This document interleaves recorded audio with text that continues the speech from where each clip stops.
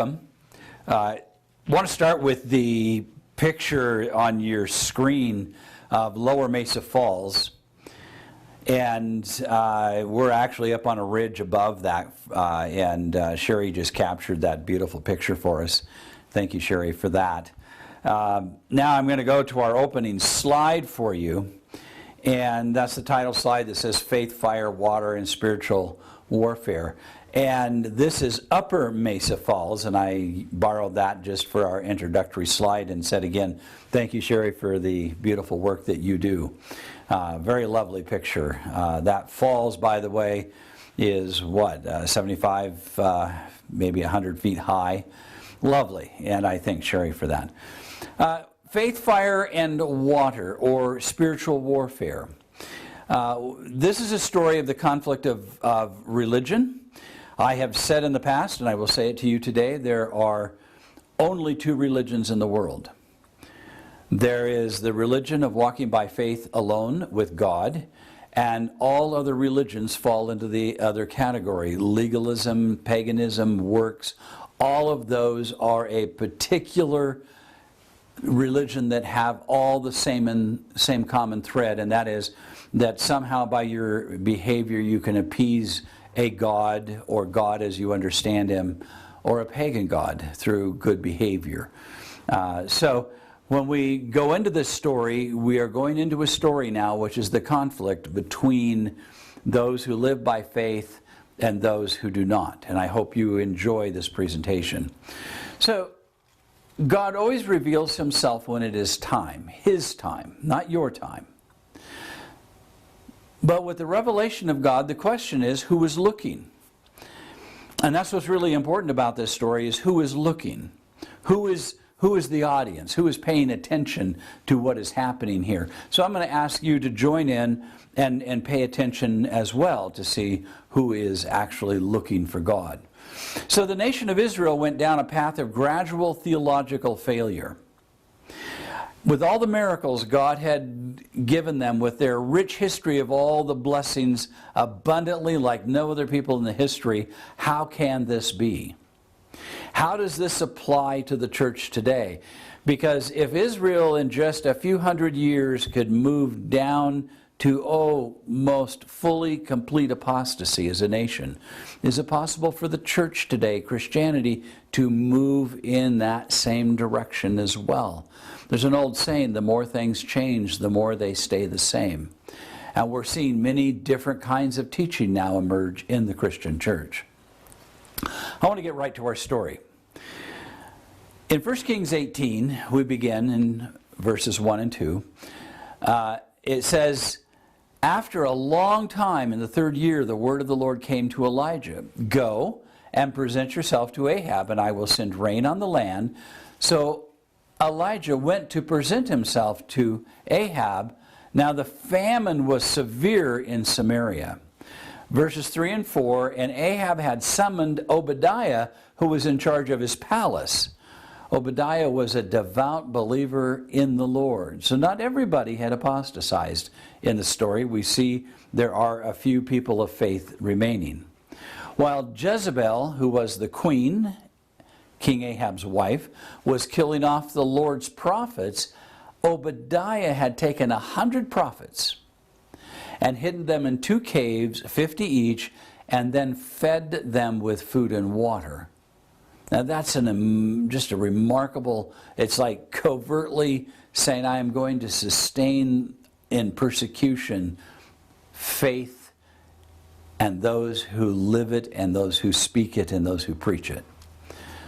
Continued on to verse 5, Ahab had said to Obadiah, go through the land, all the springs and the valleys. Maybe we can find some grass to keep the horses and mules alive, so we will not have to kill any of our animals. This is because of the 3-year drought that is going on. So they divided the land and went to cover, Ahab going in one direction and Obadiah in another. As Obadiah was walking along, Elijah met him. Obadiah recognized him immediately, bowed down to the ground and said, is it really you, my lord Elijah? Yes, he replied. Go tell your master Elijah is here. Now, I want you to pay attention to Obadiah's response. What have I done wrong, asked Obadiah, that you are handing your servant over to Ahab to be put to death? As surely as the Lord your God lives, there is not a nation or kingdom where my master has not sent someone to look for you. And moreover, a nation or kingdom claimed you were not there. He made them swear they could not find you. But now you tell me to go to my master and say Elijah is here? You got to pay attention. This is going to get really more interesting. Elijah said, as the Lord Almighty lives whom I serve, I will surely present myself to Ahab today.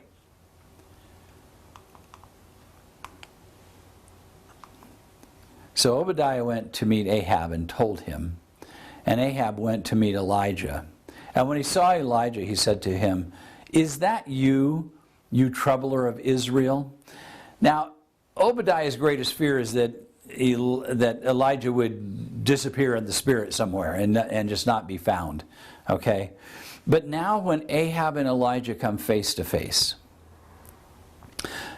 Ahab accuses Elisha as being the problem with the drought. He's taking no responsibility for bringing paganism into the heart and the religion and the faith of Israel, God's chosen people. Notice verse 18.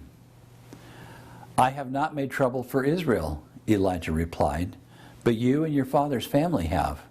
You have abandoned the Lord's commands and followed after the Baals. Now, Baal or Baal, depending on how you choose to pronounce it, was the pagan religion of Jezebel. And I want you to notice the challenge now that Elijah presents to Ahab. He says to him, the king, summon the people from all over Israel to meet me on Mount Carmel, and bring the 450 prophets of Baal and the 400 prophets of Asherah who eat at Jezebel's table. So there were over 800 false prophets eating in the king's palace at Jezebel's table, and they were feeding them. That's a big breakfast, lunch, and dinner crowd, isn't it? Verse 20, so Ahab sent word throughout all Israel and assembled the prophets on Mount Carmel. Elijah went before the people and said, how long will you waver between two opinions? If the Lord is God, follow him. If Baal is God, then follow him. And the people were silent. They didn't say a thing. They don't know which side to choose.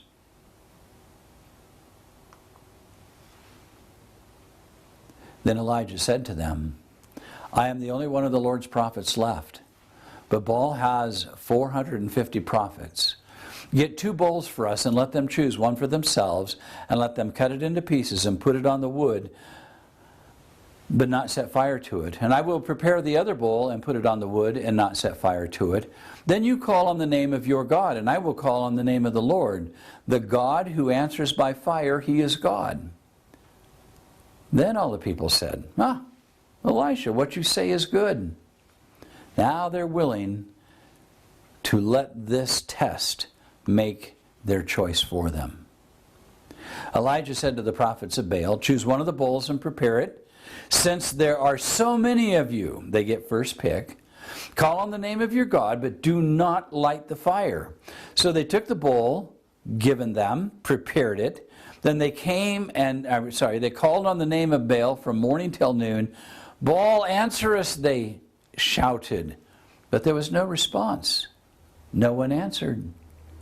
And they danced around the altar they had made. At noon, Elijah began to taunt them. Shout louder, he said. Surely he is a god. Perhaps he's deep in thought or busy or traveling. Maybe he's sleeping and must be awakened. So they shouted louder and slashed themselves with swords and spears, as was their custom, until their blood flowed. Midday passed, and they conducted their frantic prophesying until the time of the evening sacrifice. But there was no response, and no one answered, and no one paid attention. Now keep in mind, the nation of Israel has gathered around this experience. Verse 30. Then Elijah said to all the people, "Come here." And they came to him. He repaired the altar of the Lord that was in ruins. Elijah took 12 stones, one for each of the tribes descended from Jacob, to whom the word of the Lord came, saying, "Your name shall be Israel." With the stones he built an altar in the name of the Lord. He dug a trench around it, enough to hold 2 seahs of seed. He arranged the wood, cut the bowl into pieces, laid it on the wood. Then he said to them, "Fill 4 large jars with water and pour it on the offering and on the wood." In verse 34 he said, "Do it again." And they did it. "Do it a 3rd time," he ordered, and they did it a 3rd time. And the water ran down around the altar and even filled the trench. Now is the time of the traditional evening sacrifice.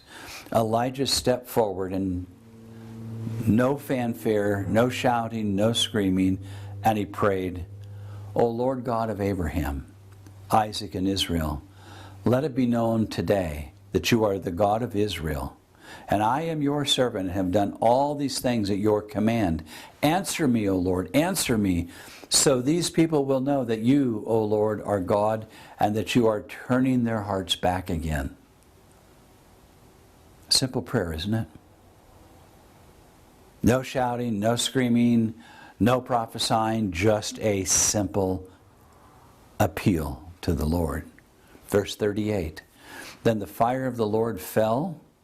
That means it came down from heaven, and it burned up the sacrifice, the wood, the stones, the soil, licked up the water in the trench. And when the people saw this, they fell face down, prostrate, and cried, "The Lord, He is God, the Lord, He is God." Then Elijah commanded them, "Seize the prophets of Baal, do not let anyone get away." They seized them. Elijah brought them down to the Kishon Valley and put them to death. They were slaughtered. And Elijah said to Ahab, "Go and drink, for there is the sound of heavy rain." So Ahab went off to eat and drink, but Elijah climbed to the top of Carmel, bent down to the ground, and put his face between his knees. Then he says to his servants, "Go and look toward the sea." And he went up and looked. "There's nothing there," he said. 7 times Elijah said, "Go back." The 7th time, the servant reported, "A cloud as small as a man's hand is rising from the sea." So Elijah said, "Go and tell Ahab, hitch up your chariots and go down before the rain stops you." In other words, it's going to be a deluge. Verse 45. Meanwhile, the sky grew black with clouds, the wind rose, and heavy rain came on. And Ahab rode off towards Jezreel. That's where the palace was. The power of the Lord came upon Elijah, tucking his cloak into his belt. He ran ahead of Ahab all the way to Jezreel. The end of our story at this point. Now the nation of Israel turned a corner, moving back to God as the only true God. So how did this come about? I'm just going to point out 3 simple things, even though there's so much more in this story. First, Elijah had the courage, and it looks like I misspelled that. Elijah had the courage to follow God's leading and remain faithful to abide in His will. Second, God has always been moving His church forward, has been moving His church toward the truth of His character. And third, He has always had those who would speak the truth plainly. It's tough for pastors today. You have to appease your congregation so they don't go complaining about who you are in your sermons, even if you speak the truth. You have to appease the community. And the word appeasement means that you're moving towards a compromise. But notice with Elijah, there was no compromise. He just simply spoke the truth. It was a plain, simple truth. No fanfare. No carrying on, just simply willing to hold the truth of God and present that before the nation of Israel. The world is in need of pastors who will do that same thing today, who will stand clearly on the Word of God with kindness, but not be afraid of the authority of the Word itself. I want to close with a lovely picture from Sherry. Again, we're just looking at this beautiful reflection in the trees in this pond. It's quite a sizable pond, by the way. Looks like it's probably kind of meanders along the bottom of a ridge for maybe several hundred yards. Moose, elk, bear. Just imagine all the wildlife that live here, because no people do. The serenity and the quietness and the beauty. I just want to thank Sherry for her work and just bringing us this calm moment here after such an intense story. But I need to ask you a question. Are you looking? Because God is willing to reveal himself to you. Enjoy till we come back and see you again. Take care now.